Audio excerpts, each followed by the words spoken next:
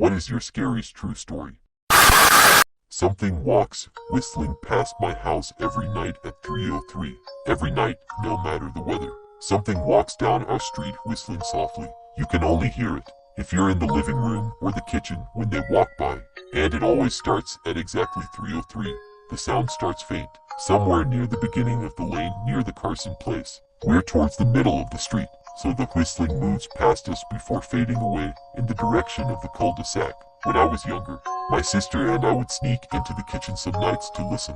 Mom and Dad didn't like that and we'd catch hell if they found us out there, but they were never too hard on us since we always stuck to the one big rule. Don't try to look at whatever was whistling.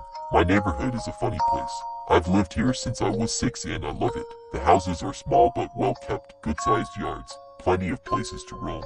There are a lot of other kids here my age. I turned 13 back in October. We grew up together and would always play for square in the cul-de-sac or roam around from back porch to back porch in the summer. This was a good place to grow up. I'm old enough to see it. And there's only the two strange things here: the night whistling and the good luck. The whistling never bothered me much.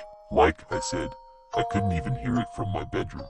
But Mom and Dad don't like talking about it, so I stopped asking questions. My dad is a strong guy, tall and calm.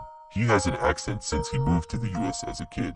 His family, my grandparents, they're from the islands. That's what they call it. My dad, the only time he isn't so calm is if the whistler comes up. He talks a little quicker then, eyes move faster. And he tells us not to think about it so much and to always remember the one rule. The big rule: don't try to look outside when the whistler goes past. Not that we could look even if we wanted. See, there are shutters on the inside of every window. Thick pieces of heavy canvas that pull down from the top and latch to the bottom of the window frame. Each latch even has a small lock, about the size of what you'd find on a diary. My dad locks those shutters every night before we all go to bed and keeps the key in his room. My mom ... I don't know what she thinks about the whistling. I've seen her out in the living room before at 3:03 when the sound starts. I could see her if I cracked my door open just an inch to peek. She's not out there often. At least I haven't caught her much.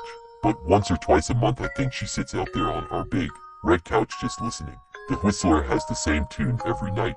It's cheerful. Da da da da da dum. Da da da da da dum.